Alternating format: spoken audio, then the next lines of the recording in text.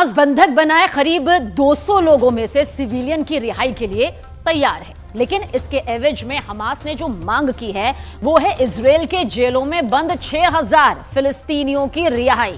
बंधकों की रिहाई का फैसला हमास ने ईरान के जरिए मॉस्को में सुनाया। ईरान के विदेश मंत्री को लेकर हमास के नेता मॉस्को पहुंचे, व्लादिमीर पुतिन से मुलाकात की। बंधकों को हथियार की तरह इस्तेमाल करने की ट्रेनिंग हमास को ईरान ने ही दी।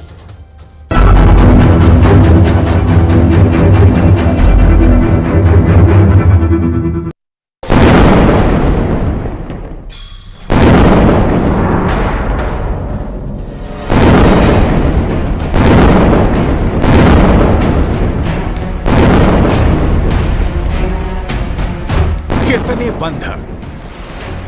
200, 220, 222, 224।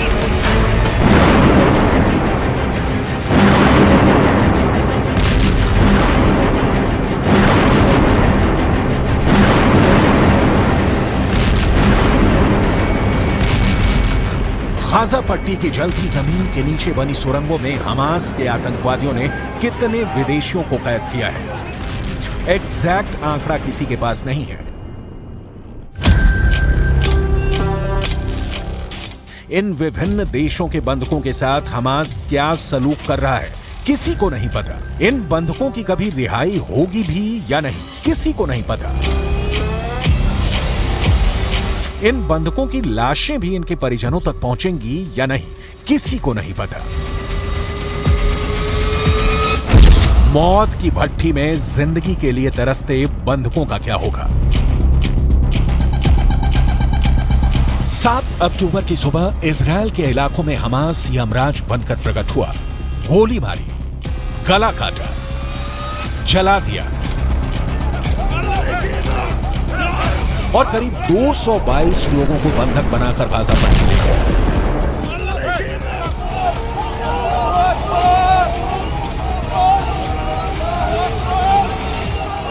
इजराइल ने बदले में गाजा में गदर काट दिया।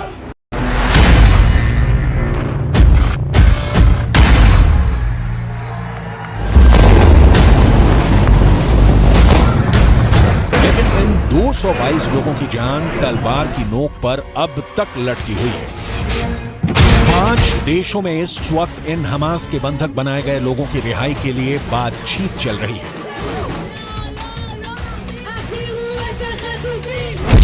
रूस, ईरान, कतर, मिस्र और तुर्की। बंधकों की रिहाई को लेकर सबसे ताजा रिपोर्ट मॉस्को से आई है। हमास के नेता ईरान के विदेश मंत्री को लेकर रूस के राष्ट्रपति व्लादिमीर पुतिन से मिलने रूस पहुंचे। पुतिन ने हमास से क्या कहा, इसकी डिटेल आगे। लेकिन अभी बंधकों को लेकर पुतिन के साथ बैठक के बाद ईरान ने जो कहा है वो जानना बहुत जरूरी है। इसके बाद दिखाएंगे कि इजराइल की इस पर क्या प्रतिक्रिया आई है। is ready to release civilian prisoners. On the other hand, the world should support the release of 6,000 Palestinians held in Israeli prisons.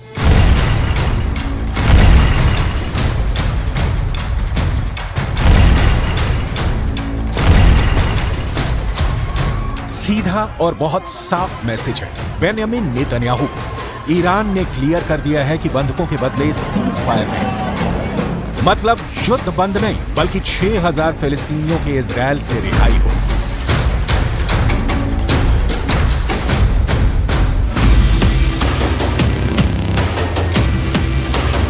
Israel ने कई सालों में फिलिस्तीन के हमास आतंकियों को अपनी जेलों में कैद रखा है। ईरान उनकी रिहाई की मांग हमास की ओर से कर रहा है, लेकिन सवाल है क्या हमास की ये डिमांड इजराइल को मंजूर होगी या नहीं।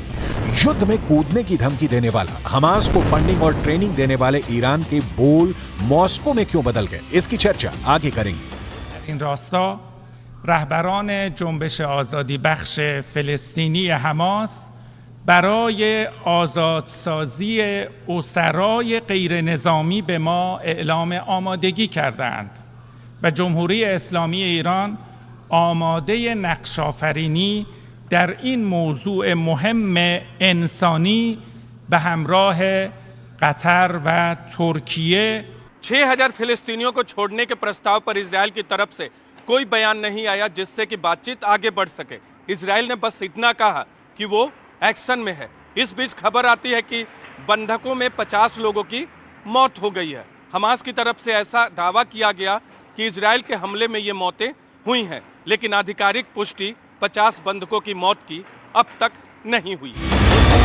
ईरान 6000 फिलिस्तीनियों को छोड़ने की शर्त पर बंधकों की रिहाई की बात कह रहा है, लेकिन उसे इस बात का ख्याल नहीं कि जो बंधक बने हैं वो सभी इजरायली तो नहीं। गाजा पट्टी में मर रहे हर सिविलियन और बच्चे की मौत पर दुनिया मातम में है, लेकिन बंधकों के साथ क्या हो रहा है ईरान ये नहीं बता रहा। ईरान ने ही हमास को बंधक कला की ट्रेनिंग दी है।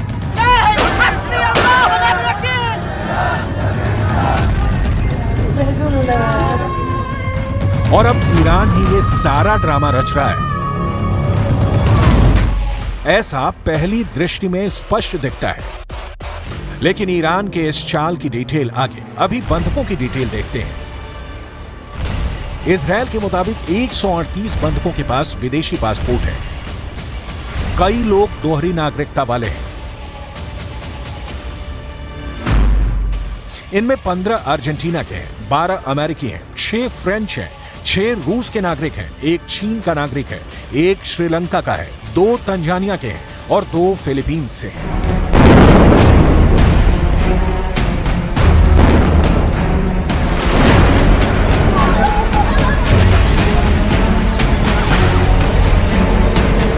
हमास ने इजरायल से दोहरी नागरिकता वाले 50 बंधकों को छोड़ने के बदले ईंधन सप्लाई की मांग की, लेकिन इजरायल ने इस प्रस्ताव को बिल्कुल ठुकरा दिया।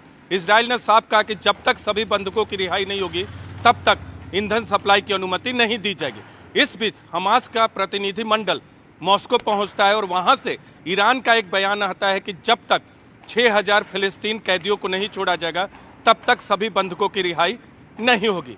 देखते हैं इसके बाद इजरायल का रुख क्या होता है। दुनिया की नजर में ईरान भी हीरो बनना चाहता है। अमेरिका के बिना रूस के साथ गलबहियां कर ईरान साबित करने पर तुला है कि वो इजरायल बंधक संकट ही नहीं युद्ध संकट भी टाल सकता है। जबकि सच ये है कि बंधक बनाना और फिर महंगी से महंगी फिरौती वसूल करने का काम ईरान कई सालों से कर रहा है। सबूत देखिए। हमास के आतंकवादी सभी को मार सकते थे, लेकिन नहीं मारा, क्योंकि हमास बंधकों को हथियार की तरह इस्तेमाल करना चाह रहा था।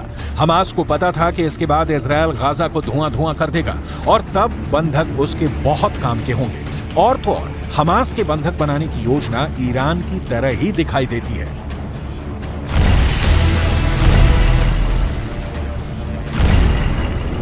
ईरान बंधकों का कूटनीतिक इस्तेमाल कर आर्थिक फायदे उठाने के लिए बदनाम रहा है। साल 1979 में अमेरिकी दूतावास में धावा बोलकर 52 अमेरिकियों को बंदी बना लिया गया। ईरान ने करीब 1.25 साल तक इन्हें अपनी हिरासत में रखने के बाद अमेरिका से $8 अरब लेकर इन्हें रिहा किया। साल 2015 में ईरान ने अमेरिका के 5 नागरिकों को बंदी बना लिया और उन्हें 2023 में छोड़ा। इसके एवज में भी अमेरिका को ईरान के जब्त किए गए $6 अरब लौटाने को मजबूर होना पड़ा। मतलब 7 अक्टूबर को हमास लोगों को बंधक बनाकर गाजा पट्टी लाएगा। इसकी स्क्रिप्ट ईरान ने ही लिखी थी और अब सामने आकर बंधकों के नाम पर बार्गेनिंग कर रहा है। एक तरफ ईरान के मिलिट्री लीडर खुलेआम ऐलान कर रहे हैं कि इजरायल गाजा में घुसकर देखे तबाह हो जाएगा। ईरान के इस्लामिक रेवोल्यूशनरी गार्ड्स कॉर्प्स के commander in chief general Hossain सलामी को सुनिए। इजरायल बमबारी के अलावा कुछ नहीं कर सकता। अगर वो जमीन पर आएंगे तो उन्हें निगल लिया जाएगा। गाजा का ड्रैगन उन्हें खा जाएगा। अगर वो गाजा में कदम रखेंगे तो उन्हें वहीं दफनाया जाएगा। इसीलिए उनके पास कोई रास्ता नहीं है। उन्हें लगता है कि वो अपराध करके हार की भरपाई कर सकते।